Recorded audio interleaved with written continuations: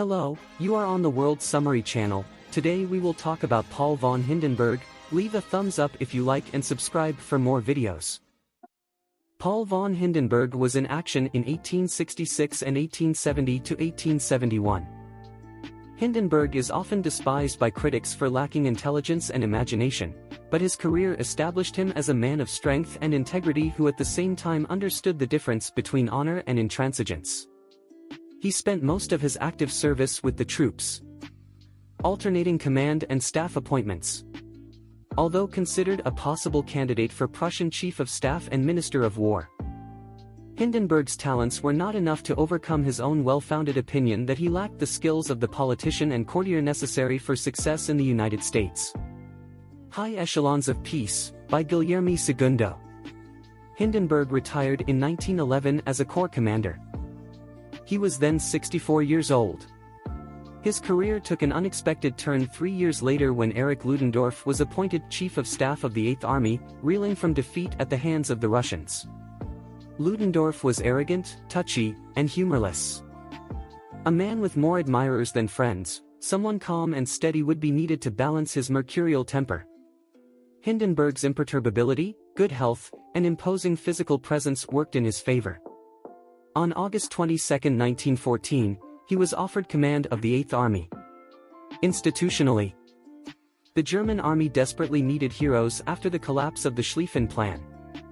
Hindenburg's mystique increased during 1915 and 1916, both because of the conquests of his armies in the East and because of the continuing loss of status of Chancellor Theobald von Bethmann-Hollweg.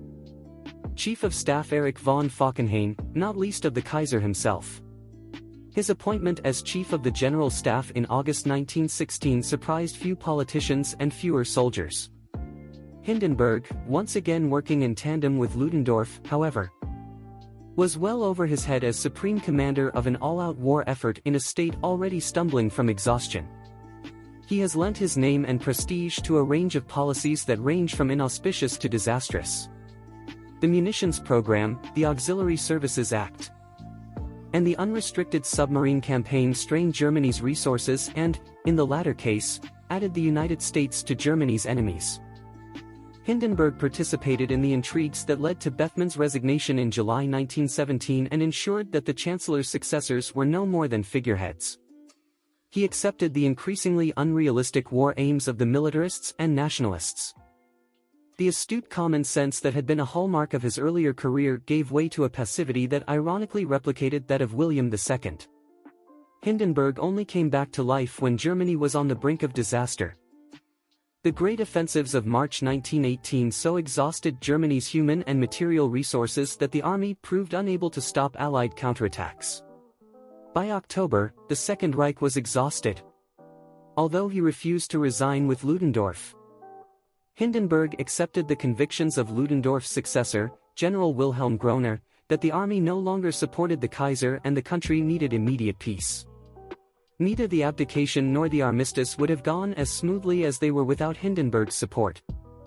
Even after his retirement in 1919, he remained a national hero, a fact evident in 1925, when he was elected president of the Weimar Republic.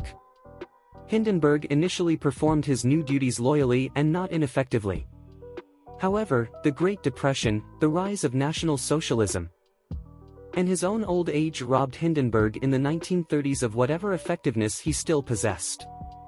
His appointment of Adolf as German Chancellor in January 1933 gave the Nazi regime the legitimacy it needed.